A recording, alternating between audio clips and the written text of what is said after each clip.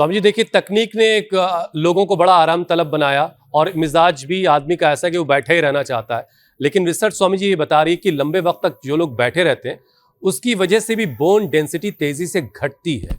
और health experts ये बता रहे हैं कि 35 साल की उम्र के बाद बोन डेंसिटी का घटना नेचुरल है। अब इस प्रोसेस को रोका तो नहीं जा सकता, लेकिन अगर रोक सकते हैं तो स्वामी जी वो भी बताइएगा। लेकिन कम से कम इतना तो कर लिया जाए कि बोन डेंसिटी को मेंटेन रखा जा सके। ये जो आपने कालखंड बताया ना, कुछ जल्दी आप आ गए नीचे। हड्डियां, अरे अब तो हमारी हड्डियां मजबूत हुई है 60 साल में आके। आप तो 30-35 में कह रहे हो कि डिजनरेशन शुरू हो जा रहा है। 100 साल तक पहले लोगों की हड्डियां मजबूत रही, एकदम फौलाद विक्रांत की तरह। तो सुनो, इसके लिए बस एक ही चीज करनी पड़ेगी। मैंने जैसे कहा, उत्तेजक आहार, उत्तेजक विचार और फिर गतिशीलता। और कुछ नहीं हो सकता तो ऑफिस में कहीं जो भी आपके कुछ असाइंड वर्क हैं, बिजनेस में, व्यापार में, मजबूरी है, बैठना पड़ता है। तो आजकल तो एंकरिंग भी लोग चलते फिरते करने लग गए।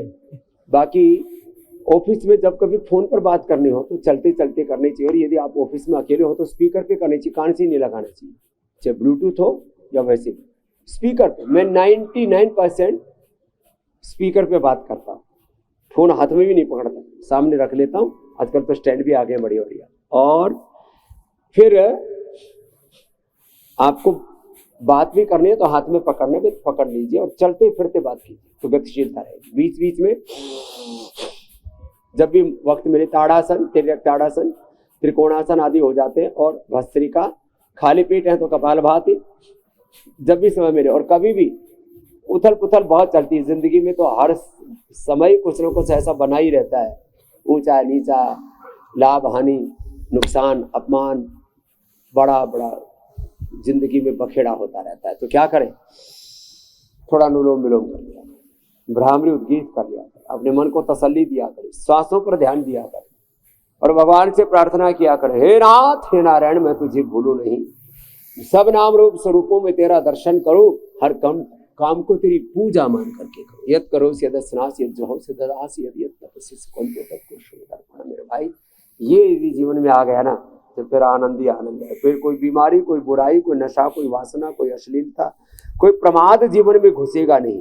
प्रमाद और मृत्यु, प्रमाद हमारे विवेक को, हमारी श्रद्धा को, हमारे पुरुषार्थ को मार देता है और हम जीते हुए ही मर जाते हैं। इसलिए प्रमादो मृत्यु अप्रमादो अमृत पदम, चरे वेती गतिशीलता रहो। पुरुषार्थ की पराकाष्ठा में जियो, धर्म अर्थ काम मोक्ष सब सिद्ध होगी। इसी को तो पुरुषार्थ चतुष्टय का है हमारी सनातन संस्कृति में। स्वामी जी, अब घड़ी की सुई कह रही है कि आपसे इजाजत ली जाए, क्योंकि उपचार के बाद समाचार का समय हो रहा है। बहुत बहुत शुक्रिया स्वामी जी। प्रणाम स्वामी जी।